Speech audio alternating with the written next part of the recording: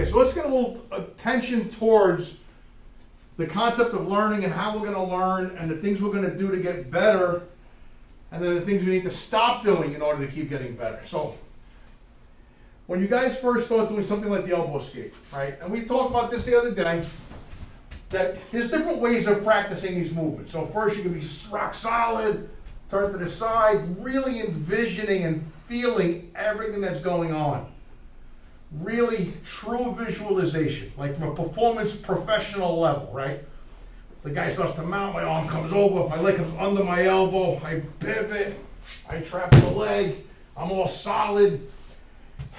Then there's a version of practice where it's more free form, like shadow boxing, where you watch a boxer just work his hands and quick, but the movements are still there. It's not exactly how we would fight, but there are skills and tools developed in that type of movement that are very important for real fighting, even though that's not what real fighting looks like.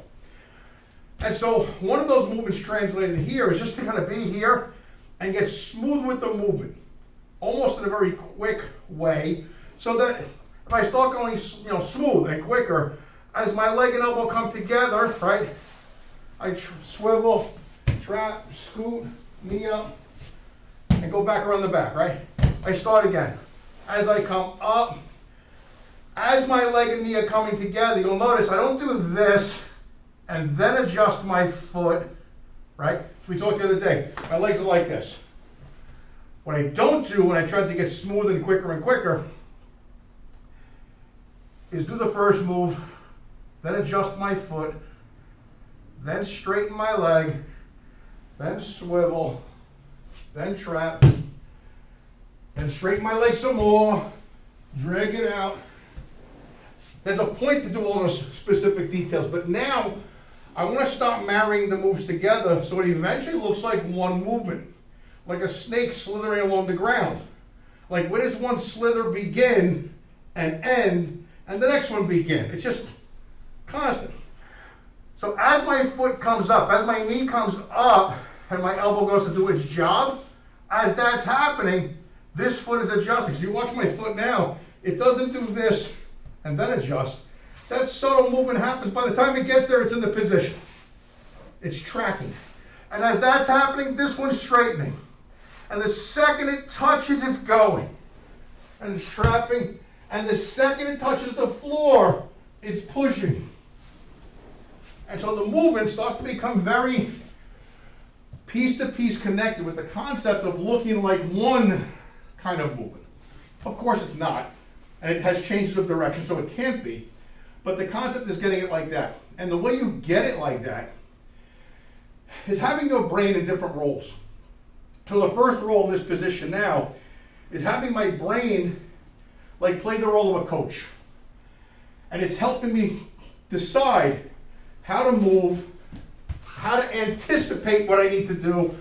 So I need to think it through that when I come here and then make this adjustment and then do this, I have to really think about, no, do them all at once and then finish, turn. As soon as my foot touches the floor, as soon as it can, it's pushing.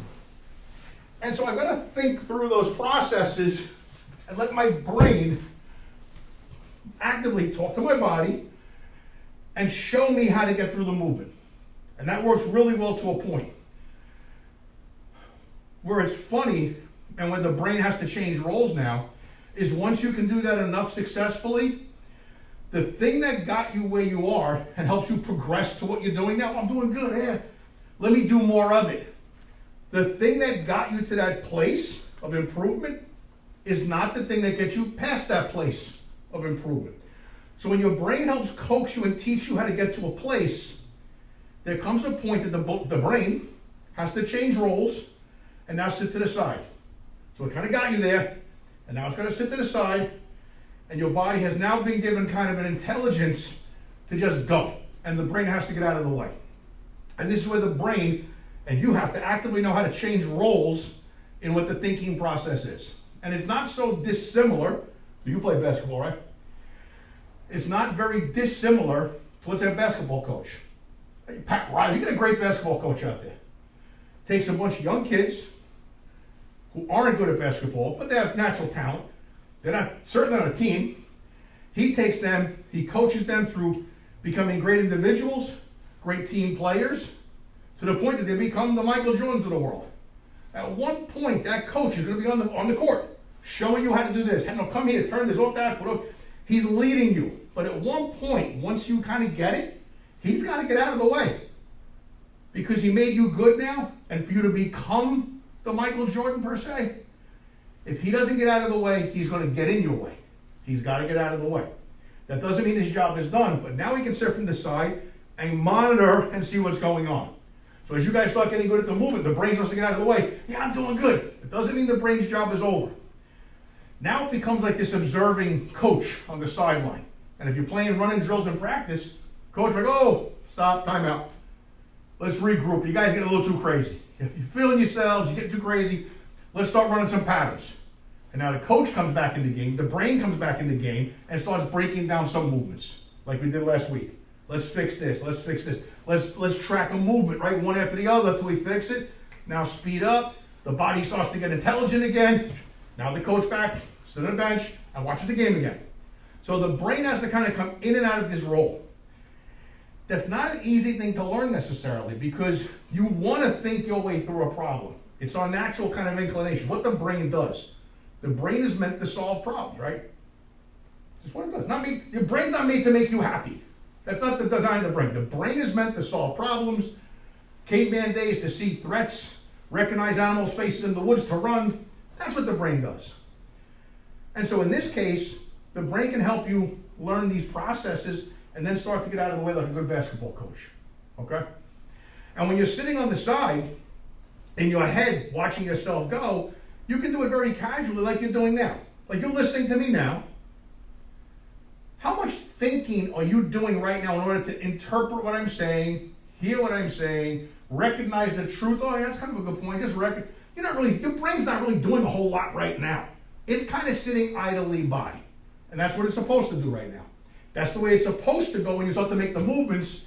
And just listen. If I say something really crazy right now, your brain will, oh, that doesn't sound right. And you'll notice something really disjarred with what I'm saying. And then you can wait, time out. Let's talk about that a second. And that's the way your brain has to sit in with these movements. Okay? So I want you to do the same elbow escape movement now. And try to visually and actually get your brain part of the process and then remove it. So let's go, let's say 5 or 6 pieces where you're going to keep going through the movement, thinking about, okay, my elbow hands to my knee, my foot is moving as it goes, everything's overlapping. So it's one constant movement. It's not one movement stop, next movement stop. They slowly overlap, so it's one continuous movement. When you start to get that, you're going to start to feel, hopefully, you cannot think as fast as your body can respond. You just can't. I don't care what sport you play, what instrument you play. At one point, you just got to let your body do what you taught it to do and get out of the way. So let's focus now for a few minutes. Let's work the elbow escape, because it is one of the most crucial one of the most crucial movements in Jiu-Jitsu, and there's a lot of stuff going on with it. So try to do this at a certain pace, and then kind of pick the pace up as you go. And as you go a little quicker that you can't think about it anymore, just turn your brain off and see if you can just run the pattern a few times without thinking about it, okay? Let's try it out.